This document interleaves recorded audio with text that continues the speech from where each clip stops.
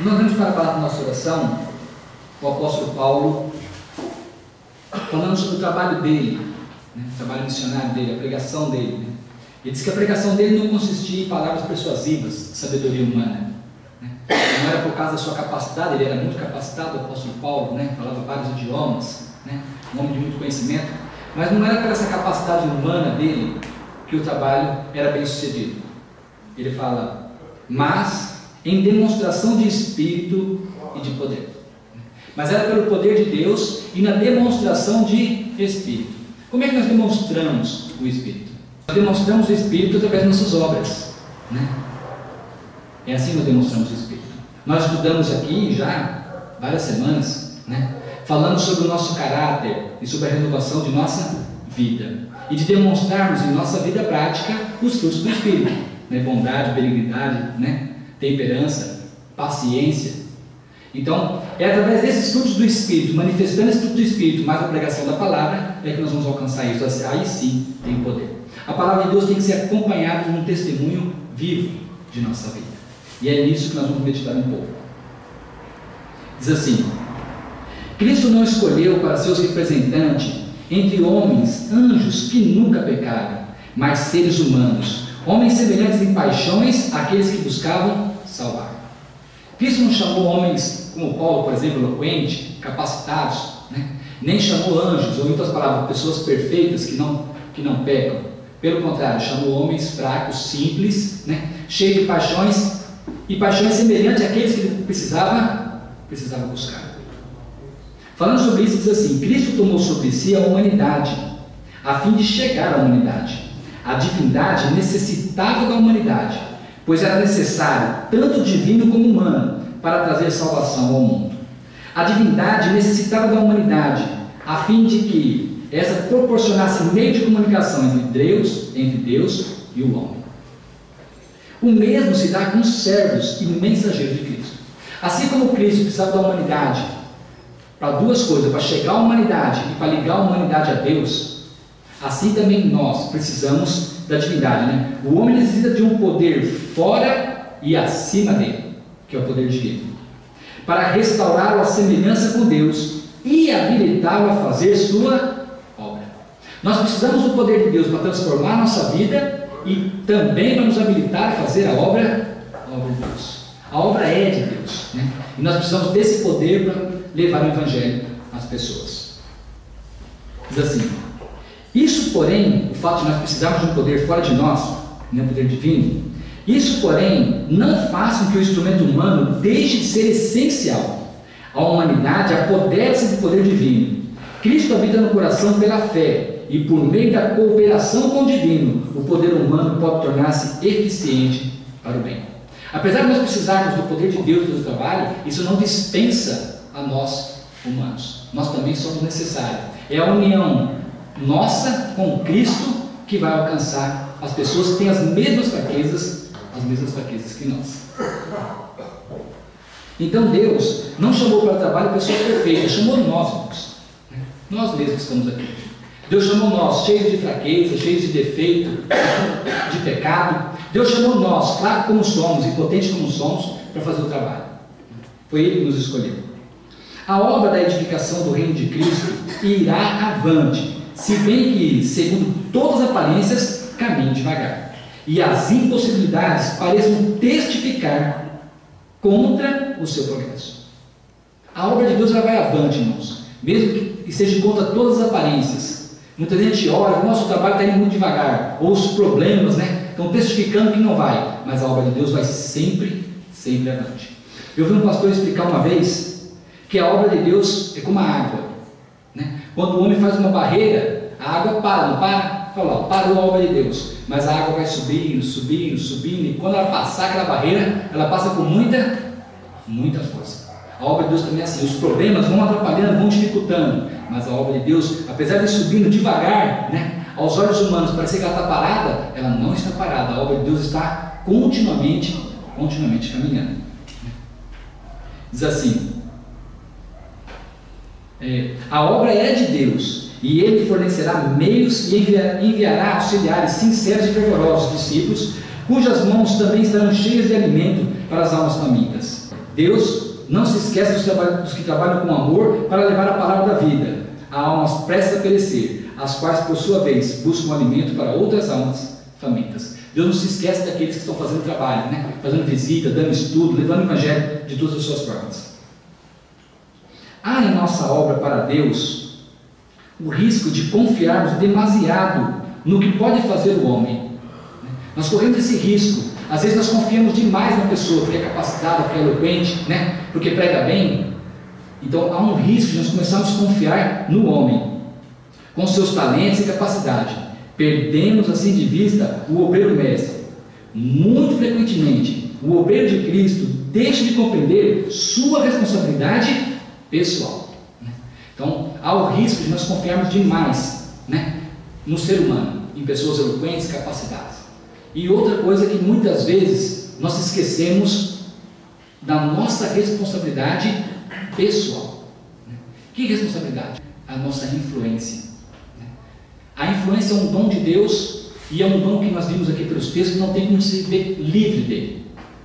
Se você tem o dom da música, você pode desenvolver o dom da música, você pode aniquilar ele, né? Não usá-lo, vai prestar conta um dia. Mas a influência é diferente. A influência você vai estar sempre usando, ou para o bem ou para o mal. E nós temos que nos preocupar com isso, com a nossa influência. Quer dizer, fazer o trabalho para Cristo, levar a palavra, levar o evangelho, mas estar sempre preocupado se eu estou ou não manifestando os frutos do Espírito. Que tipo de influência eu estou passando para as pessoas quando estou levando a palavra de Deus para elas? Nós precisamos nos preocupar com isso. Diz assim, o outro lado, né? Grande erro é confiar em sabedoria humana ou em números na obra de Deus. O trabalho bem sucedido para Cristo não depende tanto de números ou de talentos, como de pureza de desígnio, pureza de plano e da genuína simplicidade, da fervorosa e confiante fé. O trabalho não depende da capacidade. É lógico que a capacidade ajuda muito, né? Mas ele depende principalmente de planos puros, né? Sem egoísmo, planos puros, né? Pureza de desígnio e genuína simplicidade e fervorosa e confiante fé. É disso que depende o trabalho. Quem faz o trabalho, nós somos apenas instrumentos. Quem faz o trabalho é Deus, né? Nós somos apenas o veículo, devemos ser o veículo, né? Nos preocupando com que tipo de influência estou tendo ou estou levando e sendo veículo para levar a palavra de Deus. Mas falando sobre a palavra em si, diz assim: a maneira com que a verdade é apresentada a miúde, ou seja, muitas vezes, tem muito a ver com a determinação de ser aceita ou rejeitada.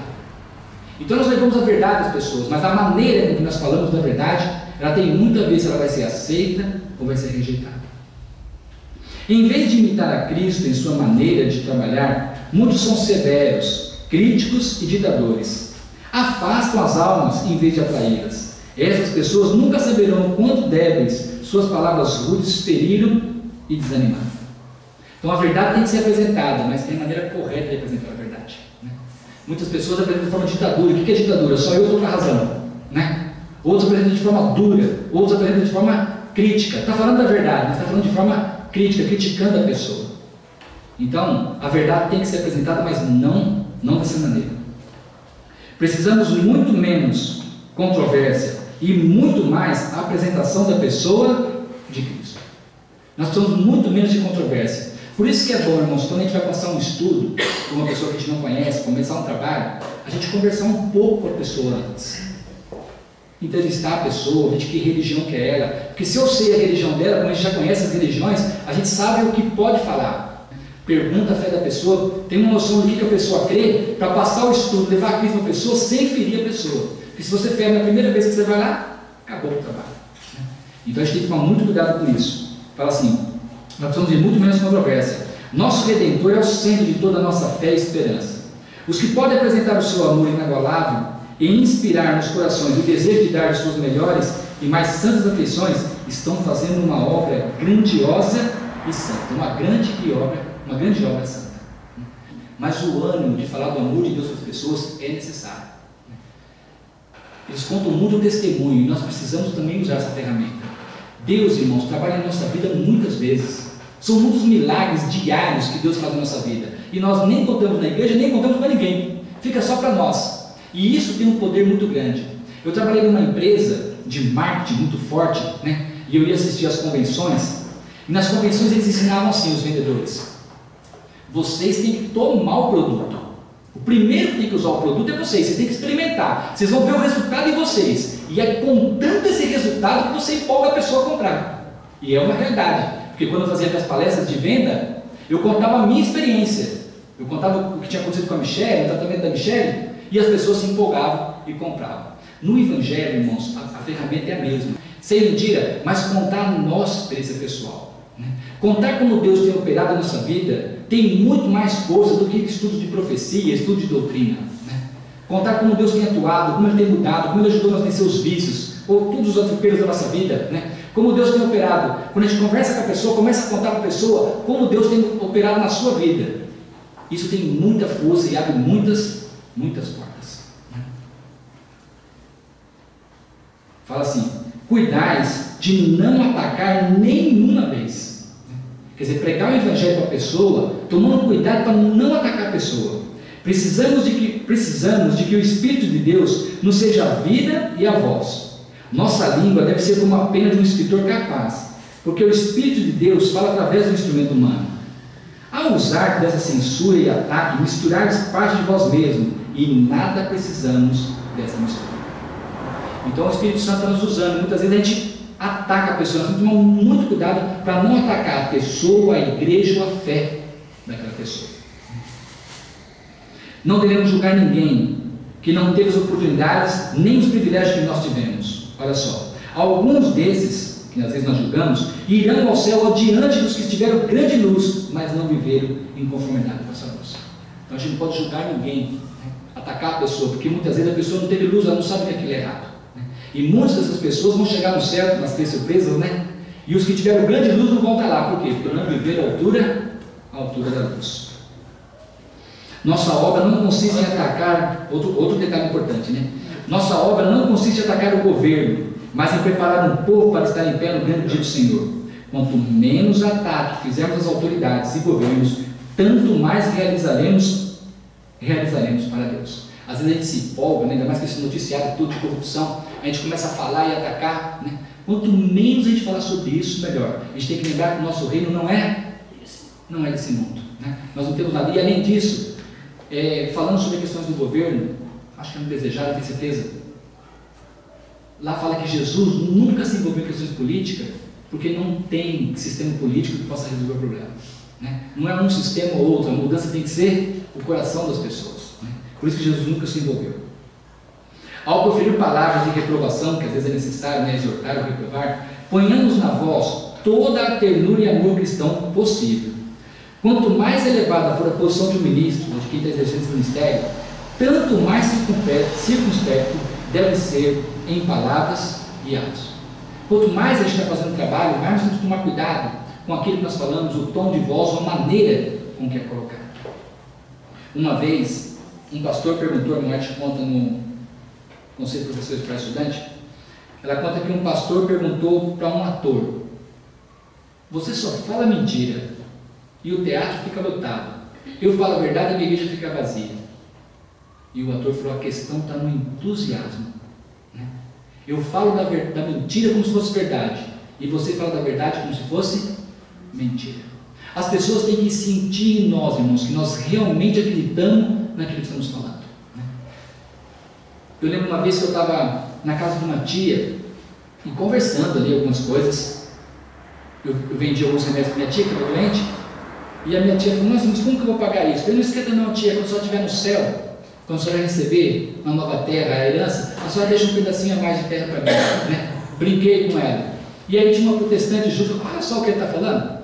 E aí eu aproveitei o embate da brincadeira e comecei a falar da nova terra para ela. Como vai ser a nossa vida lá, nossa nova terra. E a mulher ficou tão encantada, e aí eu cativei ela para fazer o curso bíblico.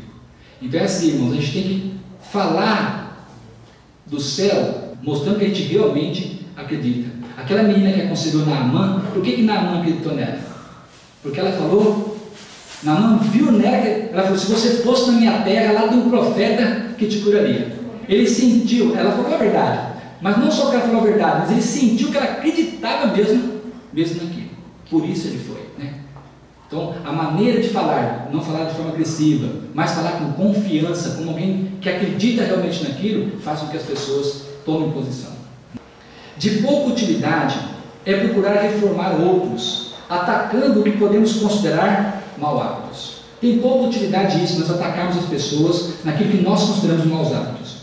Tais esforços dão muitas vezes em resultado mais dano do que bem.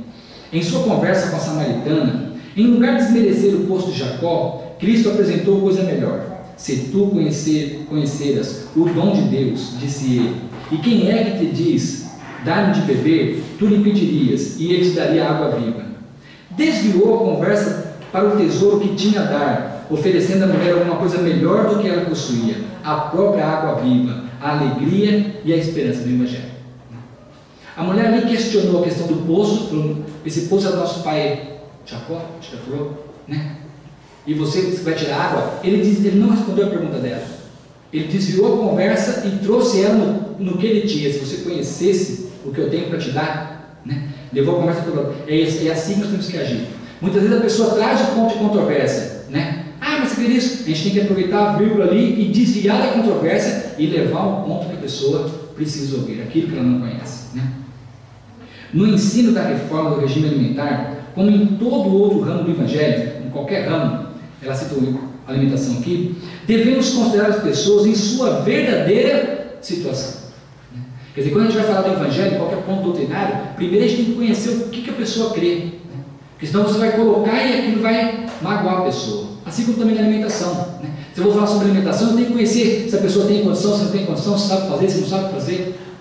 Ela fala, até que possamos ensinar a preparar alimento saudável, que seja apetitoso, né, gostoso e nutritivo e ao mesmo tempo econômico, não temos a liberdade de apresentar as sugestões mais avançadas referente à reforma alimentar. Quer dizer, a gente tem que saber em que ponto a pessoa está.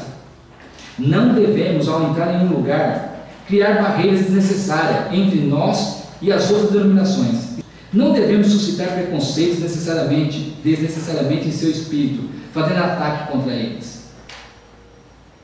É verdade que nos é ordenado, clame em alta voz, não te detenhas, levante a tua voz como uma trombeta e anuncie ao meu povo a sua transgressão e a causa dos seus pecados. Esta mensagem tem de ser dada, mas conquanto tenha de ser dada, devemos ter cuidado de não acusar e apertar e condenar os que possuem luz que nós não, os que não possuem luz que nós possuímos. Não devemos sair do nosso caminho para fazer duras acusações. Então, resumindo, irmãos, a crítica nunca ajuda em nada no trabalho. A gente tem que entender como a pessoa crê e tomar muito cuidado para não criticar a crença dela, né? Leva outro ponto da verdade para ela e deixa ela aprender, né, outro ponto e ir ganhando confiança. E devagarinho ela vai entendendo aquele ponto que ela crê errado. Mas toda vez que a gente ataca um ponto, a gente fecha a porta. Uma das coisas que nós temos que ter em mente é isso. Quando nós conversamos com a pessoa, estamos convidando para curso bíblico, convidando para vir na igreja, convidando para fazer trabalho missionário, a gente tem que pensar, preciso tomar cuidado do que eu vou falar para não fechar a porta. Ela pode não aceitar o convite. Não quero fazer o curso, não tenho tempo, não posso ir na igreja, né? Mas ela não pode fechar a porta. São dois acontecimentos, né? Então depende de como você fala, a pessoa não só não aceita, como tranca, você não consegue mais trabalhar com aquela pessoa. Então a gente tem que trabalhar com ela com carinho, com cuidado, convidando, né, insistindo, pressionando com ela ali, mas deixando ela com a porta aberta. Se ela quiser ir, ótimo, se ela não for, fica com a porta aberta para o próximo, ou para o meu trabalho pela próxima vez, ou que outro chegue e faça o trabalho. Meditar bem nas palavras, né, do que eu vou falar. Olha só que bonito. O plano de se dar estudo bíblico foi uma ideia de origem celeste. O plano que nós fazemos de trabalho missionário, de dar estudo bíblico na casa das pessoas, é um plano de Deus, ele que estabeleceu isso. Muitos há, tanto homens como mulheres, que se podem empenhar nesse ramo de obra missionária. Pode-se assim desenvolver obreiros que se tornem poderosos homens de Deus. Por este meio, a palavra de Deus tem sido proporcionada a milhares, e os obreiros são postos em contato pessoal com o povo de todas as línguas e nações. A Bíblia é introduzida nas famílias e suas sagradas verdades encontram guarida na consciência. Os homens são solicitados a ler, a examinar e julgar por si mesmos, e eles têm de arcar com a responsabilidade de receber ou rejeitar a iluminação divina. Deus não há de permitir que essa preciosa obra em seu favor fique sem recompensa. Então o trabalho que nós fazemos de levar a palavra, de dar curso bíblico, é um trabalho de origem celeste, né, celestial. E a promessa é que esse trabalho não vai ficar sem frutos. Aquele que chamou os pescadores da Galileia, chama ainda homens ao seu serviço. Então, irmãos, nós somos falhos de caráter, né? Cometemos erros, pecamos, né? Mas Deus escolheu a nós. Ele falou, não tema o pequeno rebanho, né? Então Deus escolheu a nós fazer o trabalho. É lógico que nós temos que lutar para vencer nossos defeitos de caráter herdado, né? Desenvolvido. Nós temos que trabalhar, se preocupar com a nossa influência. Tudo isso nós precisamos. Mas nós temos que confiar que quem está dirigindo a obra é Deus. O que nós precisamos é unir o nosso lado humano com a divindade, né? Tomar cuidado com as palavras, não atacar as pessoas, falar com as pessoas de forma carinhosa, cuidar para não fechar a porta, se preocupar com o testemunho vivo de que eu estou dando, falar com entusiasmo e ter a certeza que todo esse trabalho feito com amor tem não só a aprovação de Deus, mas a promessa que Ele não vai deixar esse trabalho em vão, né? Que Deus possa abençoar a todos nesse sentido. Amém.